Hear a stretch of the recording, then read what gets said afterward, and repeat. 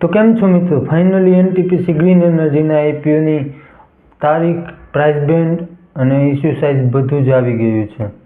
તો કાલે રાતે 12 નવેમ્બરના રોજ રાતે અપડેટ આવ્યું હતું કાલે. તો આજે આપણે એનટીપીસી ગ્રીન એનર્જીની બધી ડિટેલ વિશે જાણશું આ વિડીયોમાં. તો ચાલો મિત્રો વિડીયોને શરૂ કરીએ. ઇસ્યુ સાઇઝની વાત કરીએ તો કંપનીએ 10,000 કરોડનો ફ્રેશ ઇસ્યુ લઈને આવી રહી છે.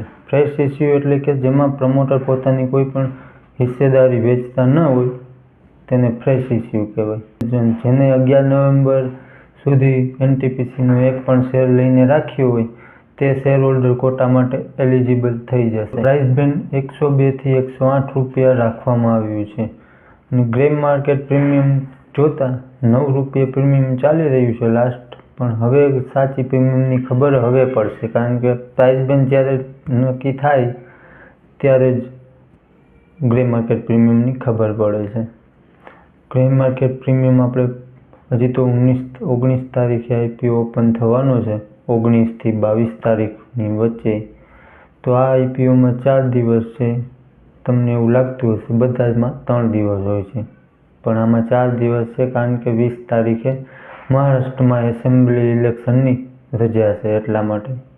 તો એલોટમેન્ટ આપણને 25 તારીખે એલોટમેન્ટ જોવા મળશે.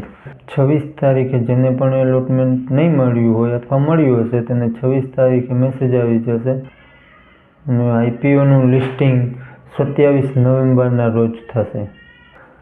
મિત્રો આઈપીઓમાં મિનિમમ 1 લોટની આપણે અરજી કરી શકીએ છીએ. તો 1 લોટ 138 શેરનો છે અને શેરનો ભાવ 108 રૂપિયા રાખવામાં આવ્યો છે. તેના ઉપર જોતા મિનિમમ અમાઉન્ટ આપણે 14,904 રૂપિયાની રિટેલ શેર હોલ્ડર અને એમ્પ્લોયમાં એક લોટની બને છે.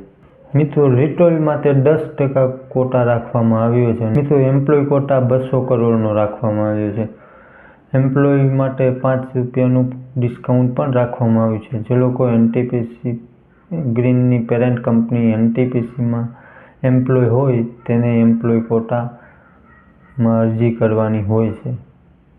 મિત્રો શેર હોલ્ડર કોટાની વાત કરીએ તો શેર હોલ્ડર કોટા 1,000 કરોડનો રાખવામાં આવ્યો છે. જે લોકોએ પણ 11 નવેમ્બર સુધીમાં એનટીપીસીનો એક પણ શેર બાય કરેલો હોય તે લોકો શેર હોલ્ડર કોટા માટે એલિજિબલ થઈ જશે. તો મિત્રો આ હતી એનટીપીસી ગ્રીન એનર્જીના આઈપીઓની બધી જ ડિટેલ.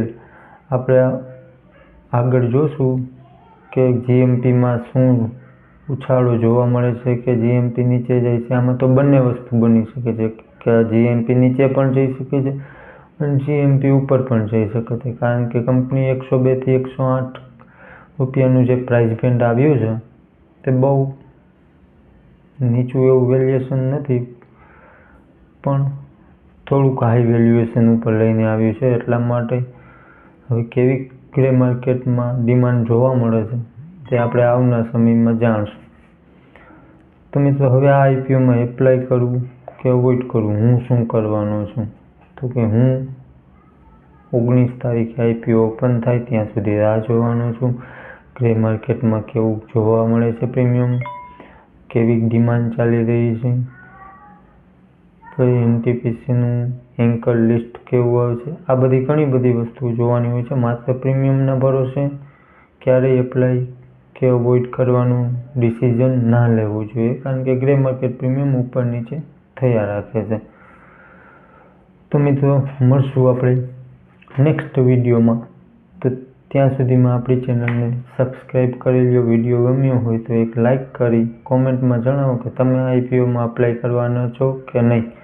અને હા મિત્રો, આપણે કોઈ અપ્લાય કે અવોઇડ કરવાનું ડિસિઝન તમારે તમારી જાતે જ લેવાનું હોય છે અથવા તો તમારા ફાઇનાન્શિયલ એડવાઇઝરની સલાહ લઈને લેવું. આ વિડીયો માત્ર એજ્યુકેશનલ પર્પઝ માટે બનાવવામાં આવ્યો છે. ધન્યવાદ.